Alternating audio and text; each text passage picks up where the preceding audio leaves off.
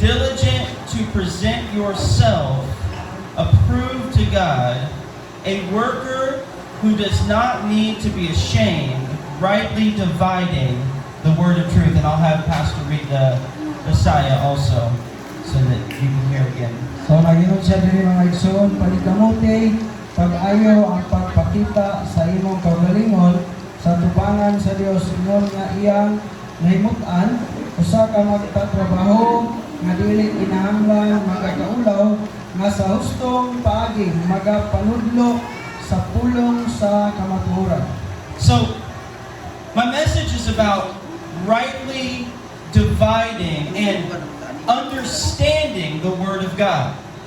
So ang muluhan sa mensahe sa hustong paagi sa pagpanudlo sa pulong sa Now, how many of you before, especially as new believers, have tried to read the Bible but you struggle to understand the Word of God? So, pila ba diri mga igsoon nga kaniadto sa dili pa ka magtutuo nga diin naglisod ka o nagproblema ka sa pagsabot sa pulong sa Ginoo? Or as a new believer, you struggle to understand the Word of God? O bisan sa bag-o pa ka nga magtutuo niya naglisod ka sa pagsabot sa pulong sa Dios. For this reason, many Christians don't read their Bible. O ini mao nga hinungdan, mao kini usa sa hinungdan nga daghang mga Kristohano dili na mobasa sa Biblia. Usahay, sometimes it is spiritual laziness. O usahay po kini ra yung espirituhang pagtapol. But others think, I'll just go to church and receive from the pastor. Apa na to nga din masabton nga din kinahanglan nga moadto ta sa balay sa Dios unya magadawat ang mensahe gikan sa Dios pinaagi sa magbalantay. But as a Christian, we should be able to read and understand the Word of God. So ingon nga mga Kristohanon ta kinahanglan gayon nga ubasa dita sa pulong sa Ginoo. Amen. So, magampo ta. Heavenly Father, I want to ask you today, God, to speak to us. Teach us how to rightly divide the word of truth. Lord, dihugi ang imong pulong, O Dios. God, anoint o pagkaon sa matagusan. Lord, I pray today that there will be a new hunger for the Word of God. That every person in here will grow as a disciple of the Lord. And they will be able to share your Word in this world and to understand for their own life. In Jesus' name, amen. Now, I'm going to give you 7 ways to divide and understand the Word of God. So maghatag ko ninyo og 7 ka mga butang nga diin unsaon pagsabot o pagbahin-bahin sa pulong sa Ginoo. Now, Paul tells Timothy, study to show yourself approved unto God. Si Pablo nagasulti kang Timoteo nga diin pagpaningkamot sa pagtuon patubangan sa Dios sa iyang pulong. And he said, a worker who does not need to be ashamed. Diin siya usa ka magkatrabaho nga dili o walay angay nga ikaulaw. Now, as a preacher, Ingon nga usa ka mabuhali. our job Ang amo nga trabaho. is not to give you our opinion. So dili kay maghatag kami ninyo og usa ka abing studio. It's not to give you our own doctrines. Dili ni maghatag kaninyo kaugalingon namo pagtulunan. But our job is to rightly divide the Word of God. Apan ang amo nga trabaho kana nga din pag bahin-bahin sa pulong sa Dios ug pagtudlo kayo sa husto. And he said that you do not need to be ashamed. Og nagingon siya nga din nga walay angay nga igakaulan. That when you stand, you can stand with boldness in the Lord. Masadiyang na mubarog uban ang pagkamaisugon diha sa Ginoo. Now, go to 2 Timothy chapter 3, verse 16. Kaduhang Timoteo 3:16.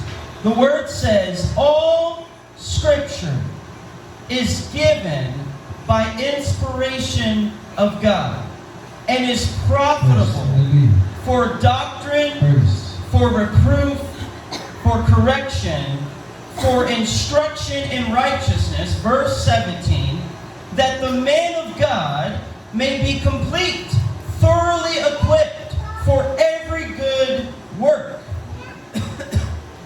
Verse 16 and verse 17. Ngayon din mga igsoon, ang tibuok nga kasulatan gituga sa Dios og may kapuslanan alang sa pagpanudlo, alang sa pagpamadlo, alang sa pagpanulid ug alang sa pagmatuto sa pagmataro. 17. Aron ang tao sa Dios mamahigpit, masinangkapan apan alang sa tanang maayong buluhaton. Now, number one, to understand the Word of God is to believe that it is the Word of God. So una, ang pagsabot diya sa pulong sa Ginoo mao kana nga sa pagtuo nga diin kini siya pulong gayud sa Dios. Look at verse 16. All Scripture is given by inspiration of God. Nagingon diri sa bersikulo 16 ang tibuok nga diin kasulatan gituga na agi sa Dios. That means it was breathed out by the Holy Spirit. Ang gipasabot niini nga mao nga kini giginhawa o giginhawaan diha sa Espiritu Santo. Peter said, holy men of God spoke as they were moved by the Holy Spirit. Si Pedro nagaingon nga diin ang mga katawhan sa Dios nga diin gigamit o diin sa Ginoo kini siya nagapanglihok tungod kay anaa ang Now, ginhawa sa Espiritu The Santo. Bible is different than any other book. So ang Biblia mao gini pinakalahi sa uban nga mga Now, libro. It's not just one book, it is 66 books. So dili lamang ni kay usa ka libro kundi nagalangkob kini sa 66 ka mga basahon. More than 40 authors, Sobras 40 ka mga magsusulat. written in 3 languages. Nagasulat nining tulo ka mga klase sa lingwahe. The Old Testament is Hebrew. Sa kining daan nga tugon gitawag siya o din Hebrew. And then parts of Daniel are Aramaic. O sa kining kabahin pod sa libro ni Daniel gitawag siya Aramaic. And the New Testament is written in Greek. O sa bag-o nga tugon gisulat kini siya diha sa Griko. Now, 66 books. Naglangkob kini siya sulod sa Biblia adunay 66 ka mga 40 authors. o 40 ka mga magsusulat. 3 languages. Sunod niya ng tulo ka mga And it was lingwahe. written over 1,500 years. Kini siya nasulat sulod niya na nga mga 15 ka tuig kapin ang laban. And yet, it is one story. O din kini siya usa lamang kasibilangan. It is one word from the living God. O usa lamang kapulong gikan sa buhi nga Dios. From Genesis to Revelation, Gikan sa Genesis ngantos pinadaya. we see the story of redemption. Atong makita ang sibilanon may tungod sa We pagtubos. see a God who created all things Ato makita ang Dios nga diay nagamugna sa tanang butang. by the Word of God. Pinaagi sa pulong sa Dios. The Bible says the world was framed by the Word of God. Ang Biblia nagasulti nga diin ang kalibutan siya gipurma pinaagi sa pulong sa Dios. Jesus is the Word made flesh. Kaya sa Ginoong Hesus siya ang pulong nga nahimong uno. So, there is no book like the Bible. Wala kay lain nga diin kining libro nga diin sama sa And Biblia. the Bible declares itself to be the Word of God. Ug ang Biblia siya nagdeklarar siya ang kaugalingon nga siya pulong sa Now, Dios. we say this all the time. This is God's Word. At kung nga gisulti sa makadagan nga higayon nga kining pulong sa Dios. But think about this. Apan pamalandungi kini.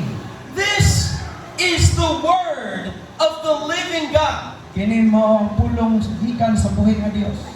This is God Almighty, Kini mao ang Dios nga labing the gamhanan. God who created the sun and the stars, Ang Dios nga dinalugna sa adlaw sa mga bito. the God who created you.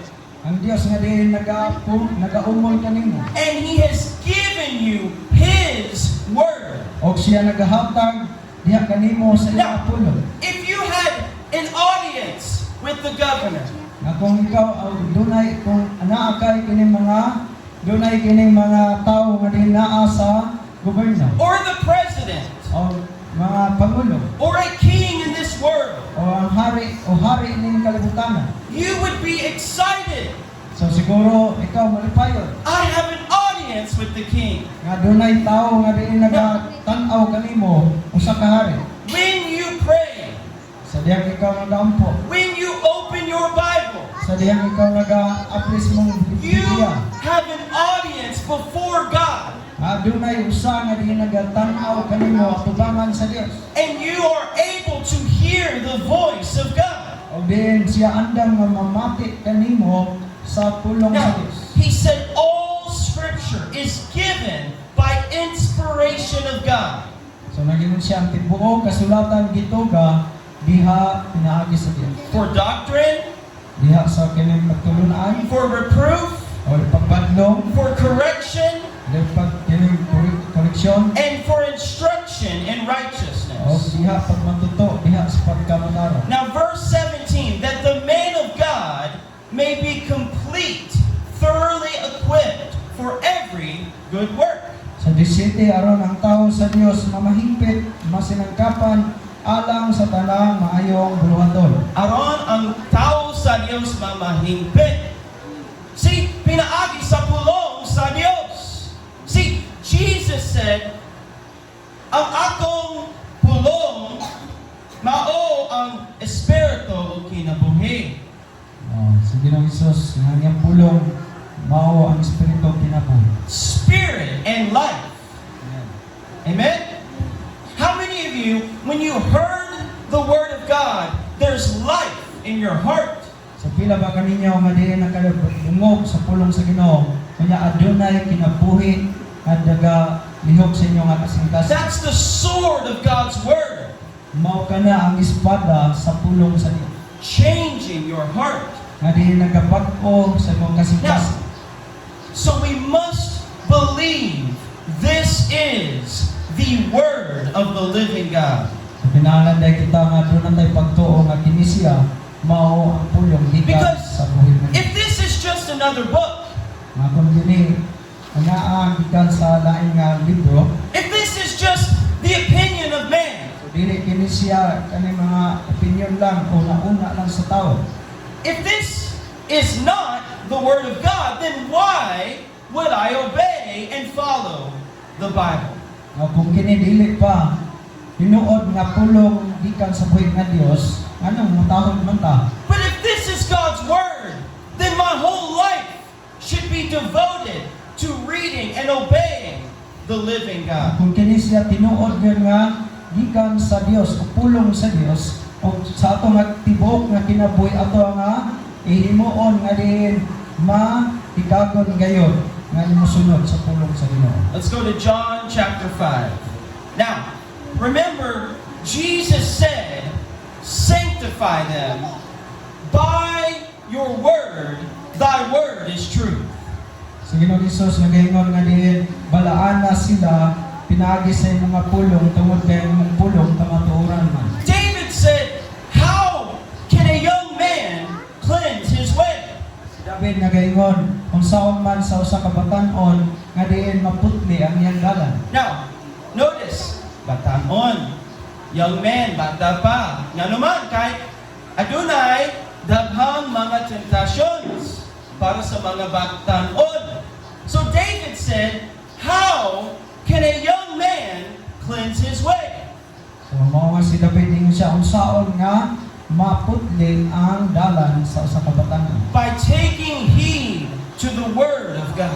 Diin siya pinaagi sa pagpaminaw sa pulong sa He Ginoo. said, your word I've hidden in my heart, that I might not sin against you. Si David ningon siya ang imong pulong akong gitipigan sulod sa kong kasing-kasing aron ako dili magkahimong kasalanan batok kanimo. What is the difference between a strong believer and one who is walking in the flesh? So unsa may kalahian sa usa ka din lig-on nga diin magtotoo ug sa usa nga diin naglakaw pahiuyon sa Hey. mga unod. Daghang mga Kristohanon lagaw diha sa unod. Daghang mga Kristohanon nga nagpahiuyon sa ilarang unod. The difference is the Word of God. So ang kalahian mao ang pulong sa Dios. If you are distracted, then you're feeding the flesh. Kung ikaw anaa sa kining pagka-disturbo nga imuha nga gi pagkaon ang imong unod. And the Word is not getting into your heart. Mao kana nga din ang pulong sa Ginoo dili makasunod So, sa kasing-kasing. your flesh is overcoming your spirit. Ang mao kana nga din ang imong unod mao ang mibuntok sa espiritu. Now, so number one, believing the Word of God. Mao kana ang una ang pagtuo sa pulong sa Now, Dios. John chapter 5, verse...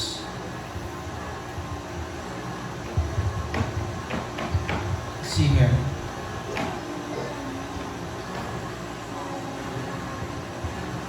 Verse 46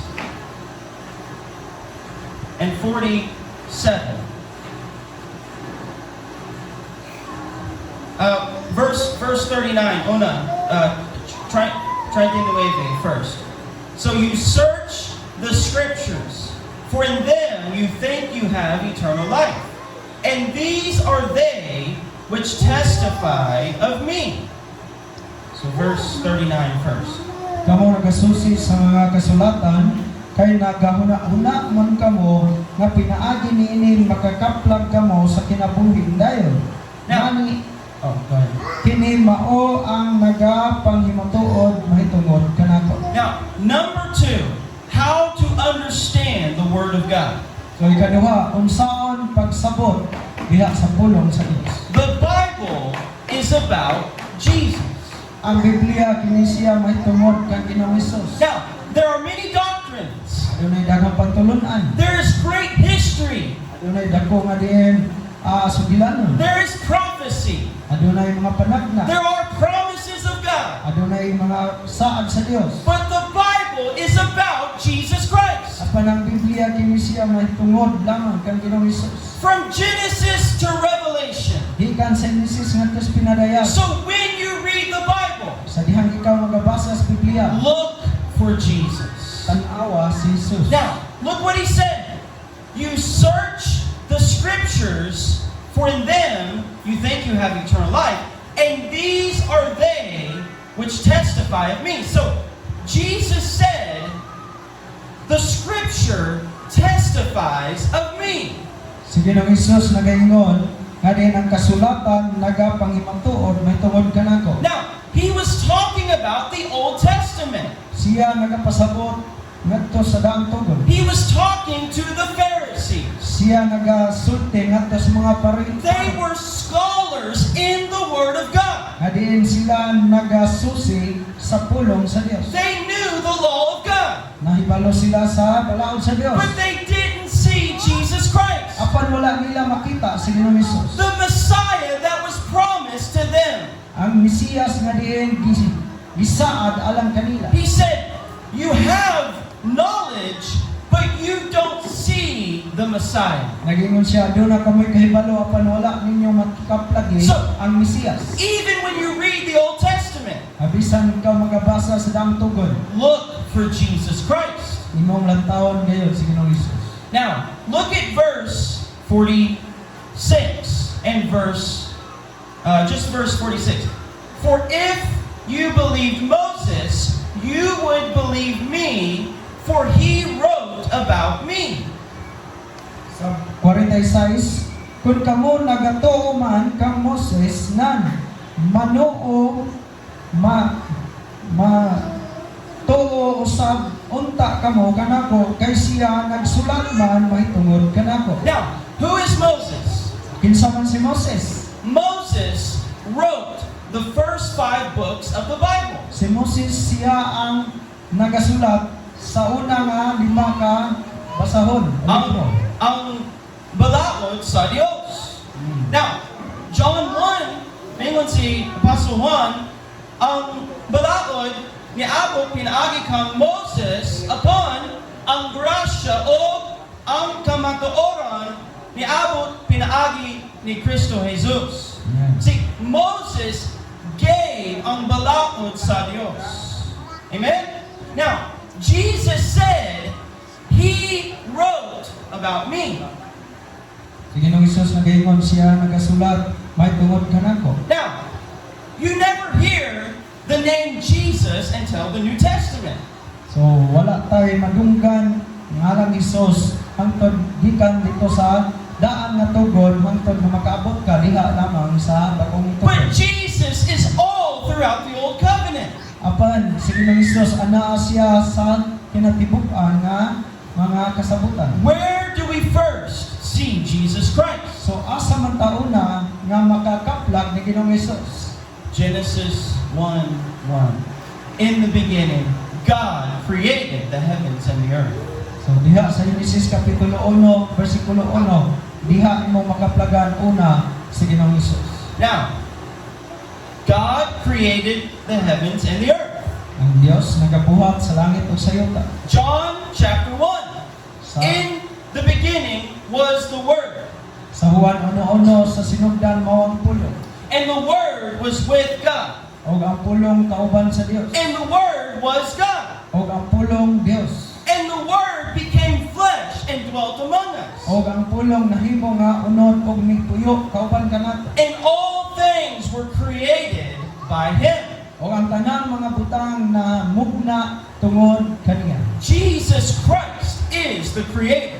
Si Ginoong Hesukristo mao ang magbubuhat. Jesus said to the Father, Si Ginoong Hesus misulti sa iyang amahan. glorify your Son Yun siya himayaa ang imong anak with the same glory sa samang himaya that I had with you before the world was created. sa diha nga din ako kauban pa kanimo sa wala pa mahimo ang See, kalibutan. Jesus Christ is eternal. Sa Ginoong Hesus walay katapusan. He is not created. Dili siya ingon nga minugna. Siya ang buhing Diyos. Amen. Siya ang anak sa Amahan, ang anak sa Diyos. Now, 2,000 years ago, Jesus put on flesh.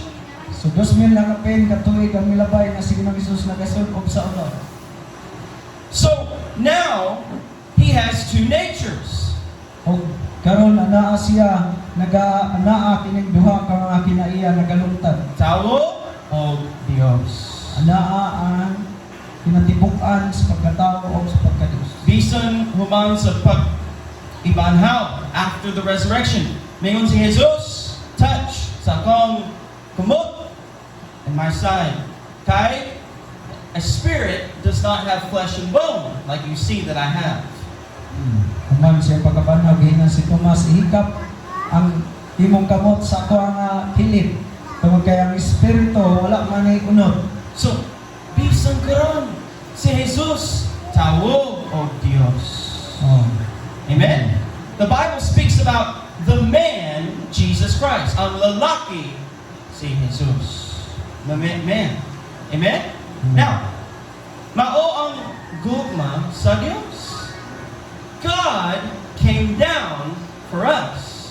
Praise God. Ang But Diyos manaog alang kanato. all throughout the Old Testament, we see Jesus Christ. So sa kinatibuk-an sa Adam tugon atong makita si Ginoong Hesus. The sacrifice of the Lamb.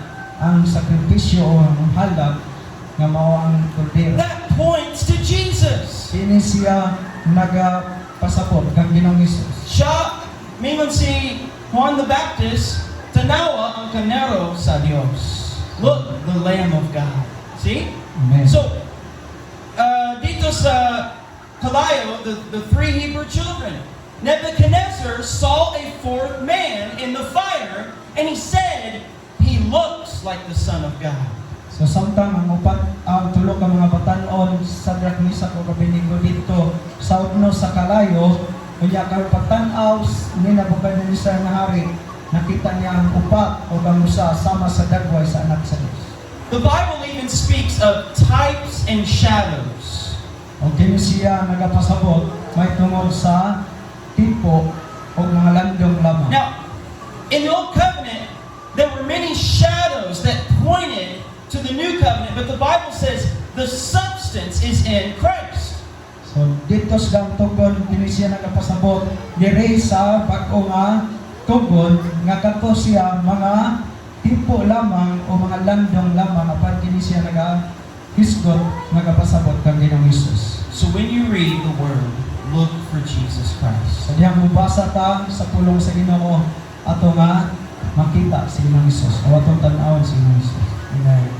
Now let's go to Jeremiah chapter 29. Now I think this one, importante kaayo. Number 3, understanding the context of the Scripture. So ikatulo, ang pagsabot diha sa sulod sa basahon You know, o sa sinulat. diha sa mga Samo, the word says, the fullness of your word is truth. Diya sa Salmo nagaingon dito ang kautnganan sa imong mga pulong So Ginoo. it's important that we understand the context and not just take one verse out of context. So usa ka importante kayo nga din ato yung masabtan ang kinatibuk-an sa See, sinulat. Paul warned, or rather Timothy, warned about those who were taking the words of Paul and twisting the Scripture to their own destruction.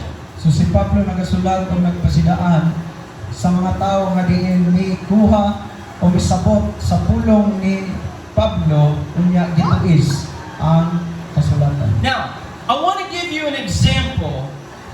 Let's go to Jeremiah 29. Now, one of the most famous scriptures in the Bible is Jeremiah 29 verse 11. So usa sa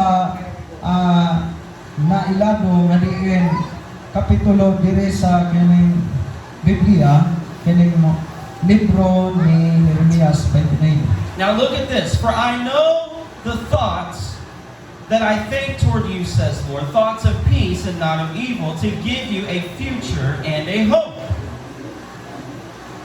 Sa 11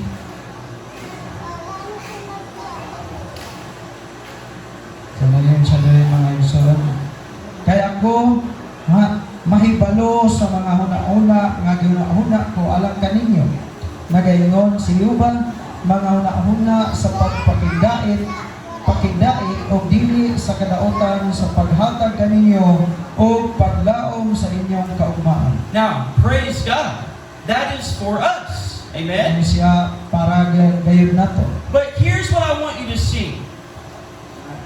O ania kini nga gusto nako nga inyong makaplagan. Every scripture that you read, Matag kaning bersikulo nga din inyong ginabasa. there is one interpretation.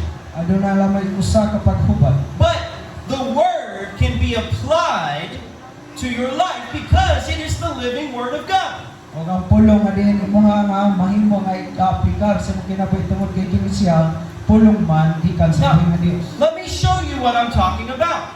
Gusto na ko ipakita kaninyo ang sama nga mga gisulti. If we back up to verse 10, Kung imo nga din i-appeal usab ang bersikulo 10. we find the context. So imo makaplagan diha ang sulod. For thus says the Lord, after 70 years are completed at Babylon, I will visit you and perform my good word toward you and cause you to return to this place. Nagingon rin sa Diyos, kay mao kini ang gingon ni Hiuba sa tapos matuman ang kapituan katuig sa Babylonia. Duawon ko kamo o tumanon ko ang akong maayong pulong nga nganha kaninyo sa pagpabalik kaninyo nganhi ni ining dapita. Now, when you read Jeremiah, the whole book, he's warning Israel.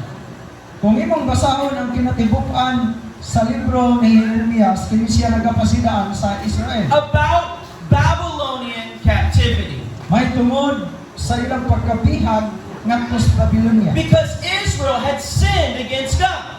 Tungod kay ang Israel nakasalaman batok sa Now, Dios. they did not want to receive this message. So dili sila gusto nga modawat sa ini nga mensahe. Jeremiah was persecuted. O tungod niini si Jeremias ginalutos. Now, when we get to chapter 29, Sa diha nga din anita sa bersikulo 29, kapitulo 29. again, God tells them, you will go into slavery for 70 years. Again, ang Dios misulti siya nga din kamo usab mahimo nga maulipon ngadto sa gidugayon nga 70 ka tuig. And in verse 10, after 70 years, I will bring you back to this land.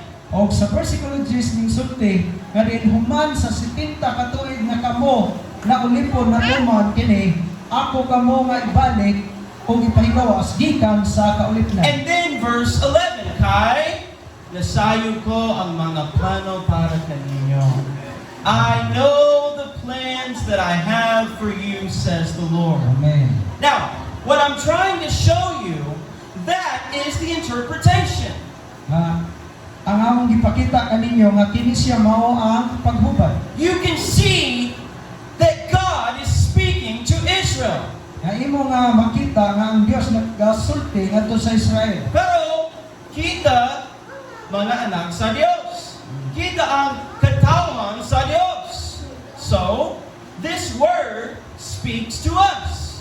So kay katawhan mo ta sa Dios, kini pud nga pulunga nga iyang gisulti sa 11 kini para pud nato. See, because God does not change. Tungod kay ang Dios wala na usab. So, if God spoke to a sinful nation, Sa diha nga din ang Dios nagasulti ngadto sa makasala nga nasod. and He said, I have a plan for your life. O maingon siya nga din aduna ko'y plano sa I inyo. will bring you back to the promised land. Gusto ko nga dadon ko ikaw pagbalik ngadto sa itang How much more will God speak to your life? naon sa pagka ang Dios musulti sa mong kinabuhi. This is where the Bible becomes so rich in treasure in the kingdom of God. So mao kini nga ang Biblia labihan kadagaya gayon diha sa gingharian sa Now, Dios. another example. Kaduha nga lain nga panigingan. So, diha sa Balaod, or in the law of Moses, the Bible gave a natural law for Israel. Diha sa balaod o sa balaod ni Moses, ang Dios nagahatag og balaod alang And sa Israel. he spoke about the ox, or you could think of maybe a carabao, or baka. So nagauna ang ganin nagapasabot may tungod sa mga baka. And he said, while the ox is treading the grain and plowing the field, you are not to muzzle its mouth. So nagingon siya sa diha nga ang inyong mga baka magagiog sa trigo, sa ayaw niyo busali ang Now, mga baka. that is a natural law in the Old Covenant. Mao kana ang natural lamang nga diin balaod sa dangtog. But in the New Testament, Pandiri sa bagong tugod, the Apostle Paul quotes that verse. si Apostol Pablo iyang gikutlo kining mga bersikulo. And he applies it to those who preach the Word of God. O kini iyang giaplikar kanila nga diin nagawali sa pulong sa Dios. He said, you shall not muzzle the mouth of the ox while he treads the grain. Og nagingon siya ayaw kining busali ang baka, ang iyong baka samtang Now, nagagiog kini. when we preach the Word, Sa diha ikaw nagawali sa pulong, we are sowing the seed of God's Word. ikaw kining pugas diha sa binhi sa pulong And sa so Dios. he's talking about the carabao can eat grass or eat while he's working. Din sama nga din ang karabaw ko na bisan nagatrabaho siya, See, magkaon din siya sa sakpo. and Paul said the preacher should live from the gospel. Si Pablo nagaingon ang nagawali sa may balita siya mabuhi sa may balita. Now, think about that. This is how powerful the Word of God is. So, ato na yung pamalandungan tungkol kay kini siya unsa ka gamhanan ngayon kung pakusganon It is ang pulong sa Dios. living. Kini siya buhi. That Paul could take a natural law and by the Spirit, he could make a spiritual application. Si Pablo nagakutlo dito sa natural lamang nga kining balaod ug kini siya iyaha nga di kuha aron nga ikaaplikar diha sa atong nga kinabuhi. So that will help you when you read the Word of God. So kini siya makatabang kanato sa diha nga mubasa ta sa pulong sa Dios. Amen? Amen. Glory to God. Now, again, no other book like the Bible. Kung sa priyon, wala lain nga libro o basahon nga sama gayud sa Biblia. See, the word says, holy men of God spoke as they were moved by the Holy Spirit. So nagaingon dito ang mga balaan nga rin mga katawan sa Dios, sila nagapamuhat diha pinaagi sa Espiritu Santo. Paul in the prison, Pablo sa dihang dito sa bilangguan, and he begins to write a letter. hindi He begins to write a letter. nagsugod siya og kining sulat. Paul, the apostle of Christ, Ayan si Pablo nga din apostolis ni Kristo. to the church in Ephesus, Alang sa simbahan sa Efeso, to the saints of God, alang sa mga balaan sa Dios. grace and peace from the Lord Jesus Ang Christ. grasya ug ang kalinaw gikan sa Dios manakalimot. He's writing a letter to the Ephesian church. Siya nagasulat alang sa simbahan sa But the Efeso. Spirit of God is breathing upon him.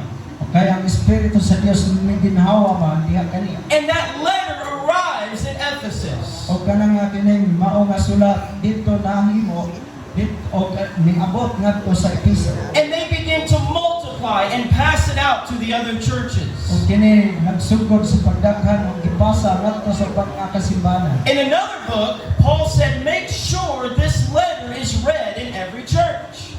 Ang salain nga kining basahon si Pablo nagaingon nga siguro nga din kining mao nga See, sulat mabasa ngadto sa mga The kasimbahan. Bible was created by the sovereign hand of God. Kaya ang Biblia siya nahimo pinaagi sa kining mahalangdon o makusganon gayud Now, makamot sa Dios. think about Moses. So pamalandong si Moses. Moses was not there at creation.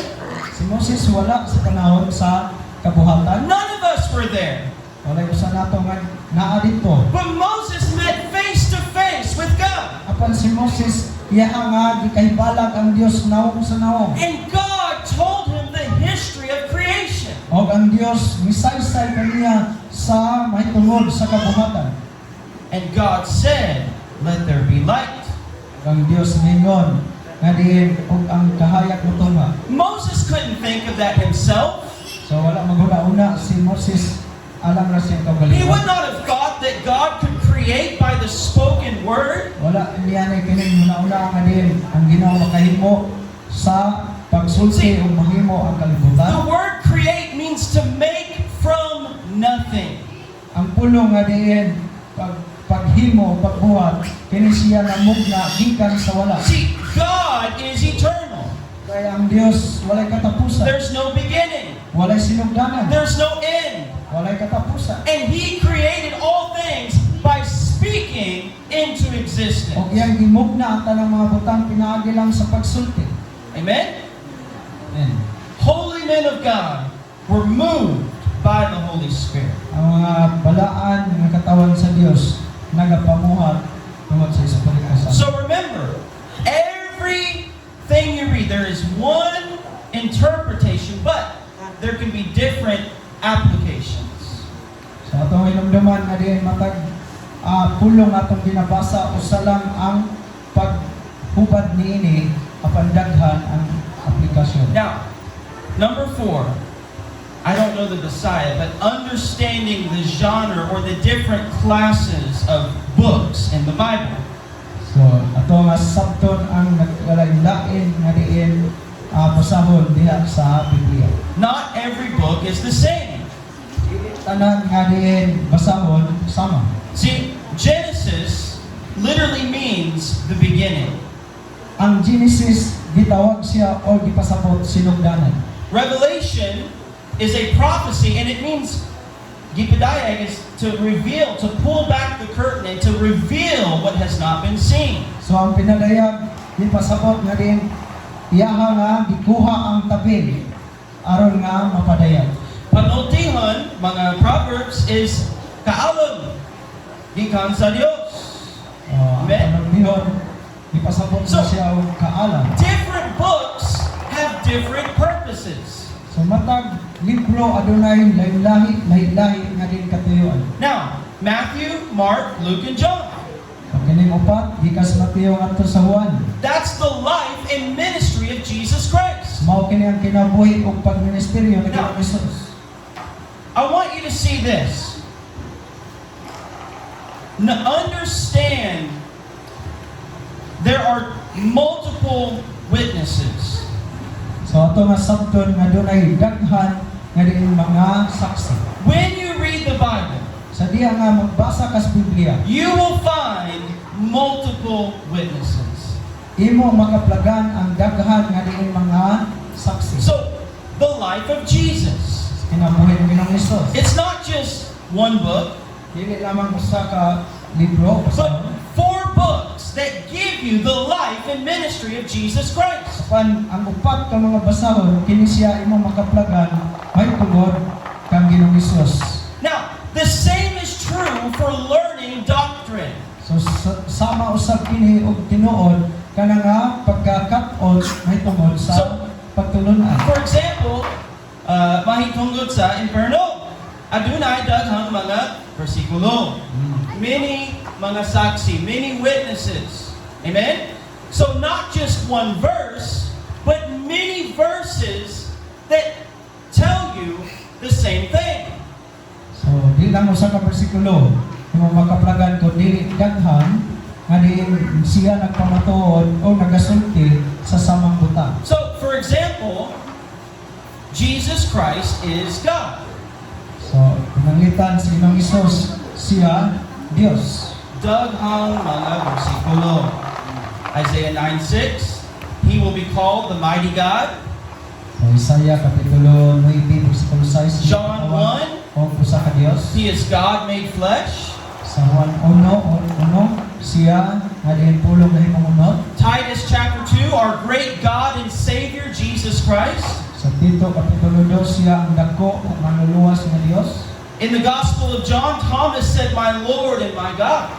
Diya sa kining Ebanghelyo ni Juan usab si Tomas ingon nga diin akong Dios, akong Ginoo og Dios. And in Revelation, Jesus said, I am the Almighty.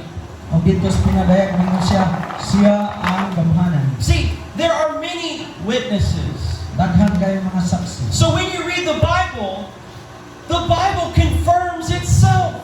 Sa diyang mabasa ta sa Biblia, so ang Biblia siya magapamatuod siya kaugalingon. Mahitungod sa pagtuo, sa pagampo, pagpuwasa, pagdaig, daghang mga bersikulo.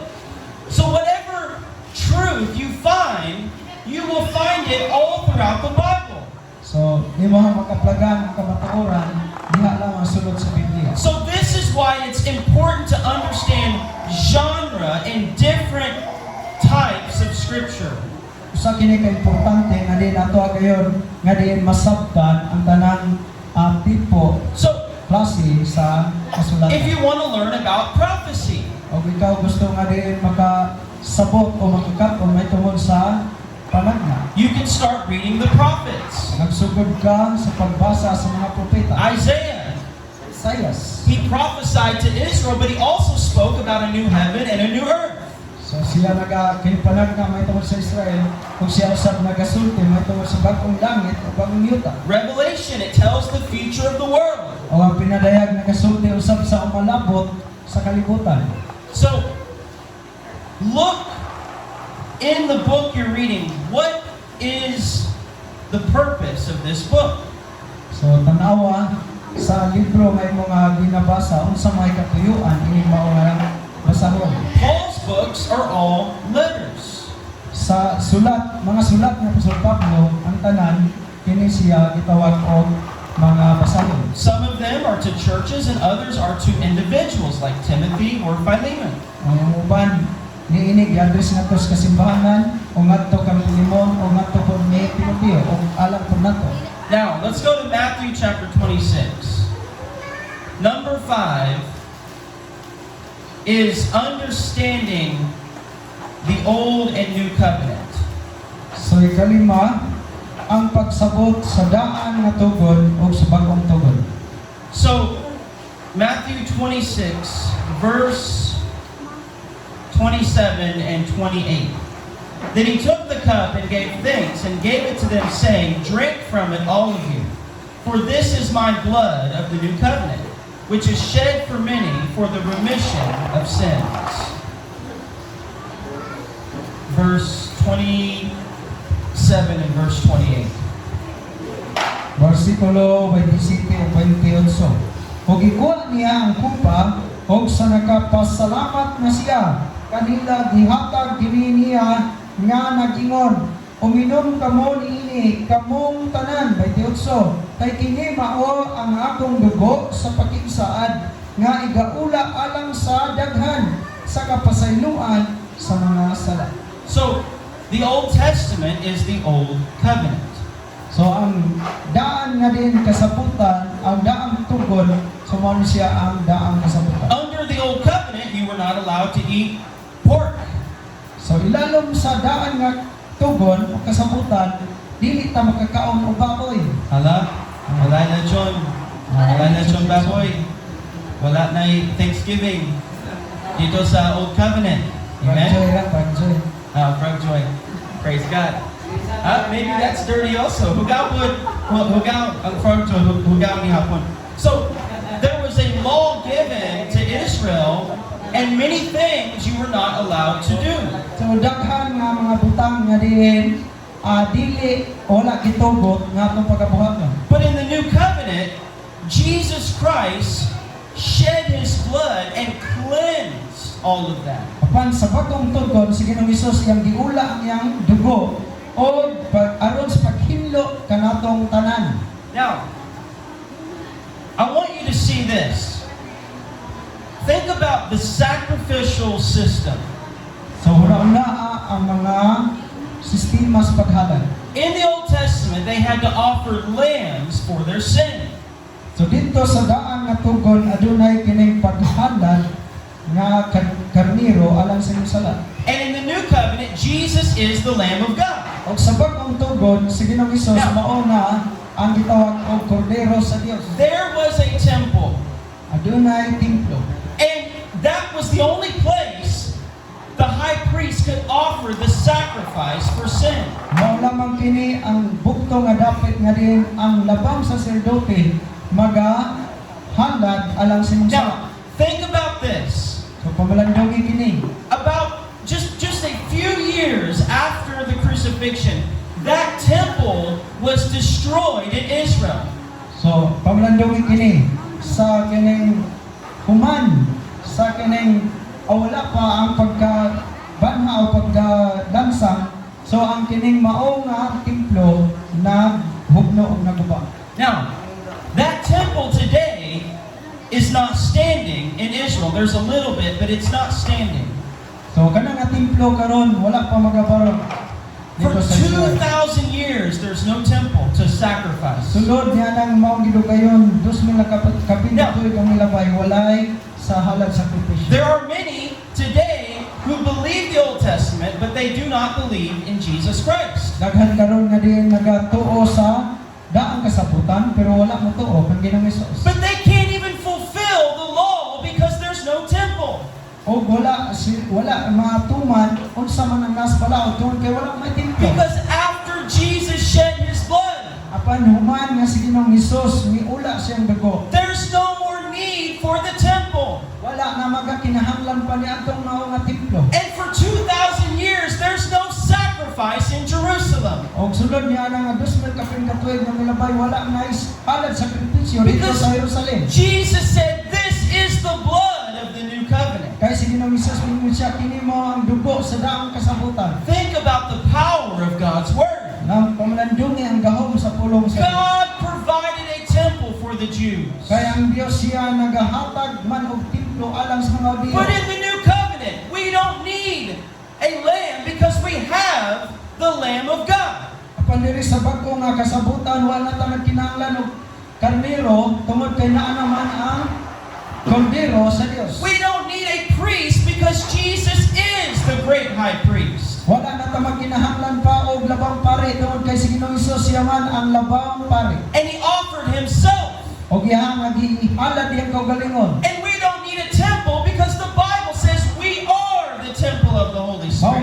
Mao ka na hinungdan wala ta magkinahanglan niya nga templo tungod kay kita mao naman ang templo sa Dios. See?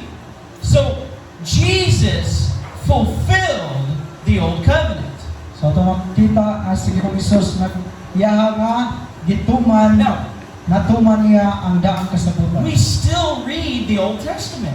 Nagpabilin ta nga mubasa gihapon sa sa daang nga tugon. It is still for us. Kay kini siya alamon kanato. When we read the law, we see Jesus Christ. Sa dihang mubasa kita sa balaod, makita nato si Ginoong Hesus. When we read the Psalm, we see the promise of God. Sa dihang mabasa ta sa salmo ato makita ang mga saad sa Dios. We read the proverb, we receive wisdom. Ug sa dihang mubasa ta sa panultihon ato makita ang kaalam. We don't throw away the Old Testament. We see the fulfillment in Jesus Christ. Wala nato isalikway ang daan nga kasabutan o daang tugon tungod kay atong makita man ang pagtuman ni Ginoong Hesus sa daan sa Now, mag-delete ko kay para muna na. Amen? So, number 6, look for the gospel. So ikaw no, tanawa ang maayong balita. I said earlier, look for Jesus Christ. So nagaingon kong gagalina nga tanawa sa Ginoong Hesus. And just as important, when you read the Bible, look for the gospel. O kini importante sa dihang mubasa ka sa maayong balita, Now, tanawa sa Ginoong Hesus. think about, for example, David and Goliath. Na pamalandong kini pananglitan si David o si Goliath. Now, that applies to us because when we walk by faith, God can destroy the giants in our life. So ato aning maaplikar sa ato nga kinabuhi tungod kay kung maglakaw tas pagtuo, ang Dios butog man sa mga higante sa ato nga kinabuhi. But do you know, in that story, you can see Jesus Christ. So mahibalo ba ka nga ni aning mao nga sugilanon ato makita si Ginoong Hesus. You can see the gospel. Imong makita ang maayong balita. Goliath represents the power of sin and death. Si Goliath nagrepresentar kini diha sa sala o sa kamatayon. Jesus is called the son of David. Si Jesus siya gitawag nga diin siya anak ni David. Jesus is called our shepherd, Si Jesus gitawag siya nga diin ato magbalanta. just as David was a shepherd. Sama nga si David magbalanta sa. With one stone, David defeated Goliath. Sa usa lang ka bato si Goliath nabuntog ni David. With one strike on the cross, Jesus defeated sin and death. Sa usa lang nga diin kahigayon dito sa cross si Ginoong Hesus mibuntog ni Satanas. And David cut off the head of Goliath. Og si David iyang giputol ang ulo ni Goliath. And the Bible says Jesus crushed the head of the serpent. Og ang Biblia nagasulti usab nga diin si Ginoong Hesus iyang gidugmok ang ulo sa serpente o sa itim. So when you read the Bible, Nga mubasa na sa Biblia. look for the gospel. So tanawa ang may balita. It's all in the Bible. Amen. Amen. Now, sa katapusan bahin, 1 John 2:27, last verse. Napa mo diha? Glory to God. Amen? Amen. Amen. Alright, so number 7. This one, remember at the beginning I said, some Christians say, well, I just can't understand the Bible. So ato ang hinumduman kagadinas pagsugod nga daghang mga Kristohanon nga diin ingon nga dili ko kasabot sa Biblia. Now, this one verse is going to take away all your excuses. Og ini lang usa ka bersikulo imo ang makuha ang tanan nimong mga rason o alipay. Amen. 1 John 2:27. Unang Juan 2:25. But the anointing which you have received from him abides in you, and you do not need that anyone teach you. But as the same anointing teaches you concerning all things, and is true, and is not a lie, and just as it has taught you, you will abide in him. Amen.